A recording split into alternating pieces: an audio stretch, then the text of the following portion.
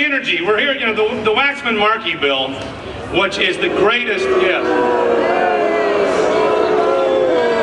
which will be the greatest assault on the American living standard in our lifetime.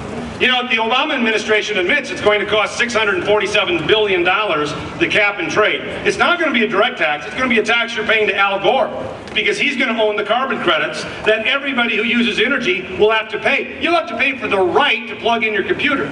You'll have to pay for the right to manufacture something. There will be no cheap energy anymore.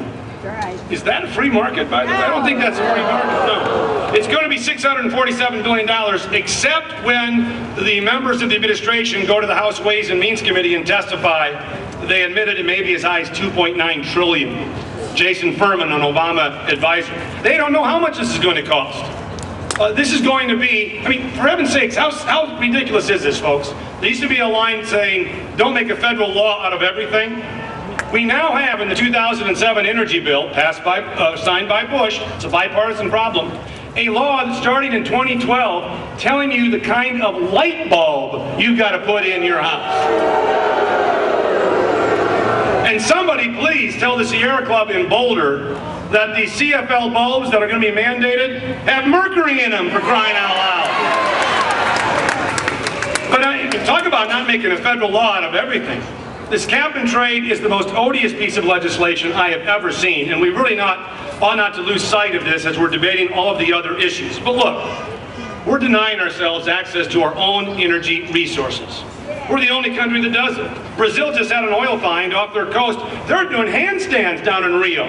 They're saying this is going to make us rich. What do? We take Anwar offline, 10 billion barrels of oil. We take the Outer Continental Shelf offline, 86 billion barrels of oil.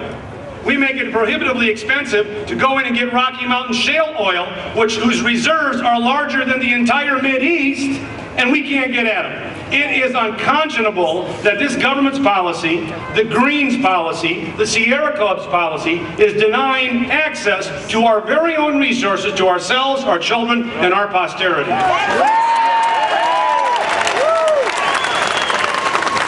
Let me be clear. Conservation is not an energy policy. It's a lower standard of living. This is a nanny state control society right now, whether it's light bulbs or sin taxes or call it what you will. And that's why we're here. In the final analysis, we feel we're losing control. We're losing control of our communities. We're losing control of our state. We're losing control of the country we thought we lived in. Well, we're here today to take back control, take back our communities, take back our state, take back our country, take back our own lives, and preserve the right to be left alone.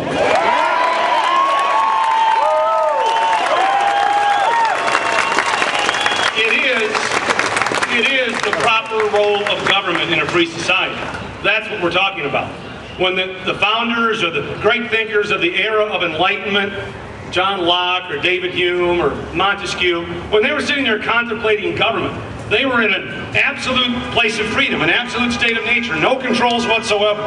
They weren't sitting around the campfire thinking, I know, we're totally free right now, we can do anything we want. Let's establish a government with a monopoly on force to tax, regulate, and control us. That's not the idea. The